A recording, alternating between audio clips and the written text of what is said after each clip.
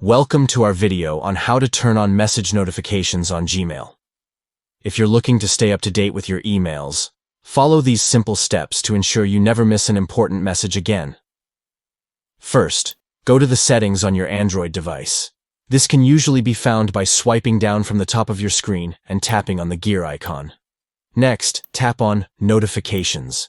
This will bring up a list of all the apps on your device that have notification settings. Scroll down until you find Gmail and tap on it. This will take you to the notification settings specifically for your Gmail app. Here, you'll see an option to Show Notifications. Make sure this is turned on by sliding the toggle switch to the right. This will allow Gmail to send you notifications whenever you receive a new message. And that's it. You're all set to start receiving message notifications on Gmail. Now you can stay on top of your emails and never miss an important message again. Thanks for watching. And be sure to subscribe for more helpful tech tips and tricks. See you next time.